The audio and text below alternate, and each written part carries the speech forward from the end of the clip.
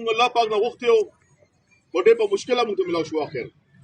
لکه په وطن کې داسې خلک شته چې هغه وی چې الیکشن اډونه شي لکه هر کله چې 15 کاله پاس الیکشن کیږي د عوامو د زړه رائے مطابق د قوم مستقبل فیصله کیږي نو الحمدلله اتم فروری روانه دی او چې کم ظلم او زیاتیات شوې دي عمران خان سره او پی ټی آی سره د عوامو سره یولس سره اچانه پټ نه دي نو دا ظلم چې کم شوی دی د دې بدل ان شاء الله العزیز د عوام باخلي او خپل ووټ په طاقت باخلي ان شاء الله اخلي به ان شاء الله ورته چې څومره زیاتیات روان شو څومره ګرانی شو بیروزګاری شو بدامني شو بے سکونی دا هر څه چې کم دی په پاکستان کې رالل په دې 2-3 کالو کې ان شاء الله العزیز دا تاسو پورې دا ګور یاد ساتي پښتنو هغه سړی په جیل کې ناست دی جیل کې خپل غلطیان نه کړي ګوره ستا په سر جیل کې ناست دی ستا په سر ولاړ دی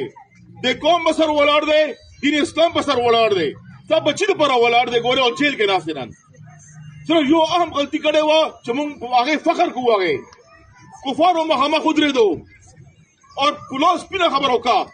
چې زموږ د مسلمانانو دل لزاري مکوي هر کله چې کفار یا سوکم رزیل ذلیل چې زموږ د خوږ نبی کریم محمد مصطفی صلی الله علیه و آله وسلم په شان غوستاخیو کی نو مسلمان د څه لکه چې ژوندې مړ زموږ سینې شلېږي دی نو هغه کفار کو چې دا کار مکو دا غلطي مکوا دا جرأت ګوره بل چا کنو او بل چا کې نشته لا جرأت واحد د عمران خان د اقوام متحده کې ودرېدو او ټول کفار ته ویل چې دا کار مکوئ تاسو د زړه نمائندګي کړې ده زموږ د دین نمائندګي کړې ده او د دې سزا ورته ملاويږي چې حکومت ختم کو ورته اختیار حکومت د واغسته شو پارټي ختمه کړه چنډه واغسته نه ختمه کړه او جیل کې ناشته الکان پکې شهیدان شو زنانو به عزتيانو شه بل پټه کې خو شریف خلکو به عزتيانو شوي او چا لپاره د قوم لپاره کړه تاسو د پاره شو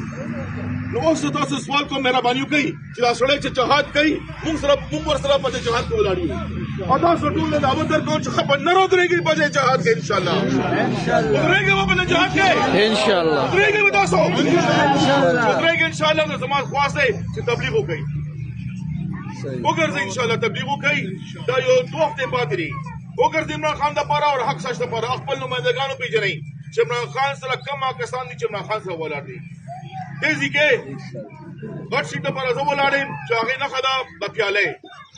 د بلغمه پیاله چې ورته وي ٹھیک شو او دویم چې کوم د کډیال دی نو دا نه یو پیژن ان شاء الله تعالی او 8 فروری زموږ مسله موینده خوينده